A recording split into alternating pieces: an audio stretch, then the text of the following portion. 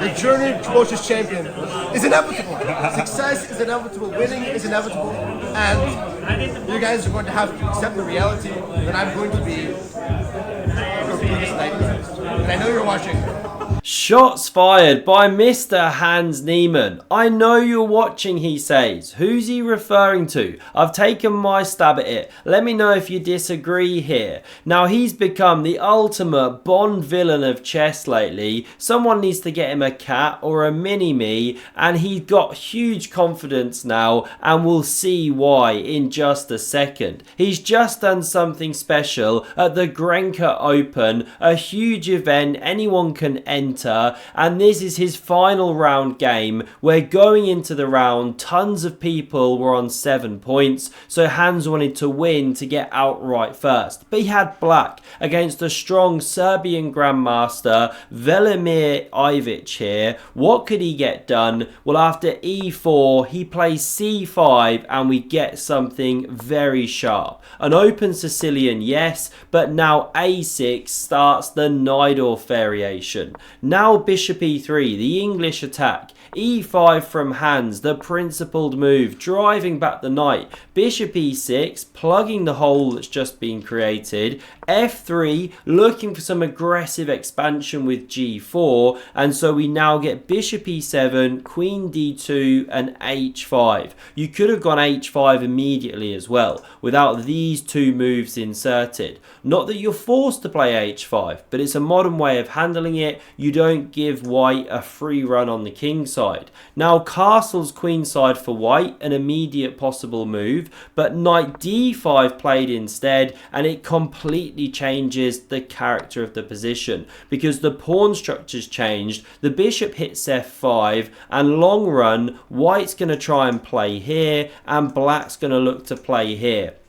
Very double-edged, reminiscent of the Fabi Magnus 2018 World Chess Championship match. So bishop e2 played, and now Niemann goes for a wander with the bishop. Bishop h4 check. He just loves saying check, right? Who doesn't? g3 wanders back. Why would you do this? Lose the time? Well, Niemann's claiming it's worth it for the weaknesses he's created on the light squares. Deep stuff up in here. We get castle's queenside. a5 now, looking for a4 to dislodge this knight. Now bishop d3, and Hans doesn't take. He wants to keep pieces on the board, keep tension, and if you do this, queen recaptures, the knight finds a home on d2. So bishop d7 instead. Always play king b1, right? And now after a4 you've created a home for the knight. It's rerouting via this square, possibly d3 depending on where this bishop goes. Hans now goes queen a5, exchanging the ladies in a must-win game, Magnus-esque. Hang on, let me backtrack. Not must win, but must win if he wants to win the tournament outright. A draw would take it to tie breaks here. And now white's got to trade the queens because d5 is also under fire. So this is what we see. Rook recaptures, and now the most explosive move on the chessboard. c4 defends the center, maybe one day looks for this. Hans goes f5, fighting fire with fire. What a game we've got here. This is a Najdorf all over, right? Very unbalanced. h3 now played, looking for g4.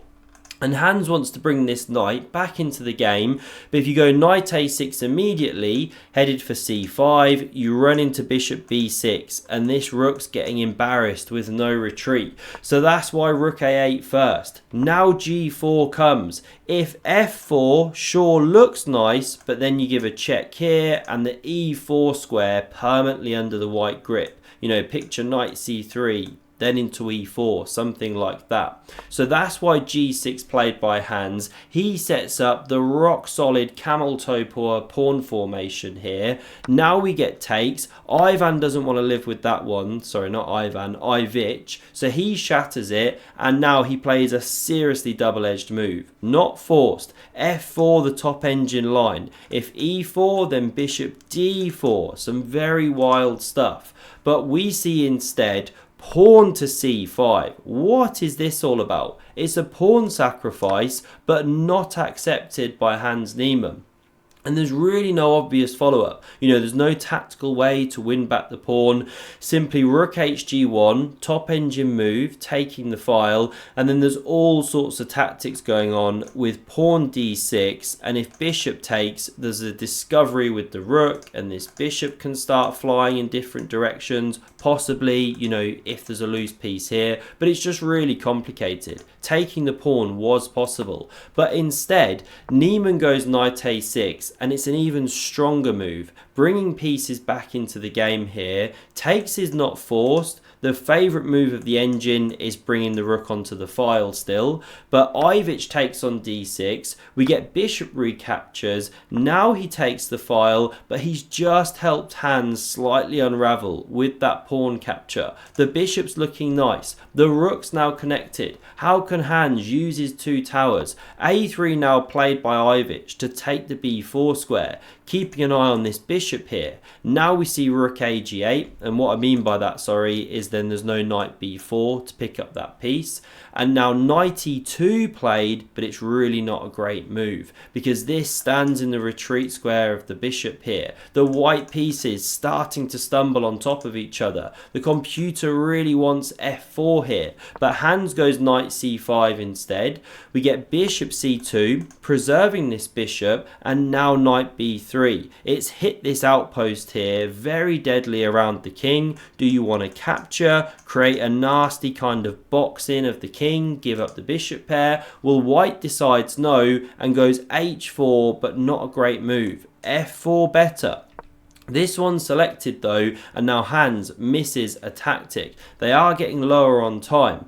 What should you do? Well, takes is best. If bishop takes, you're ceding the g-file. If rook takes, most natural, well now there's f4, bishop f2, and you can check. This is the problem, you pick up f3 as well. Black doing great. So coming back here, f4, then takes the way to go. But missed, takes first, then f4. I'm going nuts. But bishop e7 played by Hans. He targets this weakened pawn. Now we get f4 played. Rook takes on g1, rook recaptures, e4, and after knight d4, it looks like white's getting play here. But watch how Hans starts turning the screw, because he picks up this pawn on h4. It was very difficult to defend anyway, because if you brought the bishop back, once again there were these knight check ideas bouncing round. So counterplay gone for by white. The knight captured. This pawn is taken. We've got a race on our hands with d pawn against h pawn.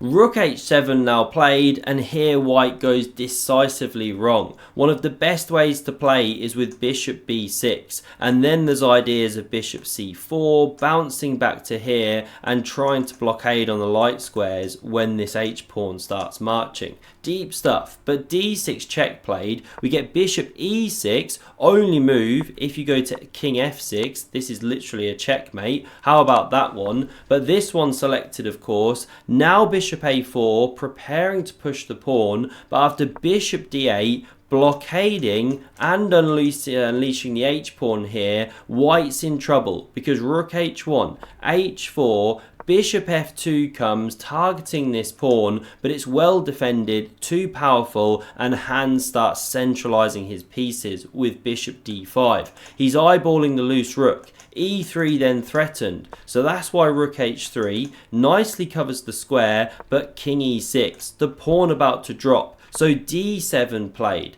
Bishop c4 now, preparing to check here. Now we see king c1, but b5, the other point to the move. This one getting embarrassed. Bishop c2 back, and the pawn now drops. It's no longer defended by the bishop, and the problem here is the bishop still holds. Or does it? Well, white takes there, but it's a blunder. But there were very few moves. It's so tough now. You're completely tied down. The rook's bouncing back if you let it. The king's marching in.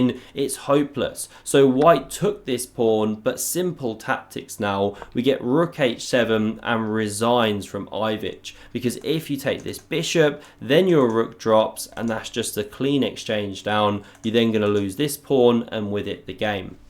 This the final position. Hans therefore won the Grenke Open, and he therefore qualifies for the classic round robin tournament, you know, the Super GM1 next year. So if Magnus comes back to defend his title, then those guys will indeed be playing in this same tournament next year. Mouth-watering stuff. Hans not holding back. Do hit subscribe if you love these videos, and we've got the candidates starting tomorrow. Fabi versus Hikaru, round 1. How exciting is that? And tons of other great lineups as well, as you can imagine. Hope to see you again soon, and check out the video on screen for another epic game. Cheers.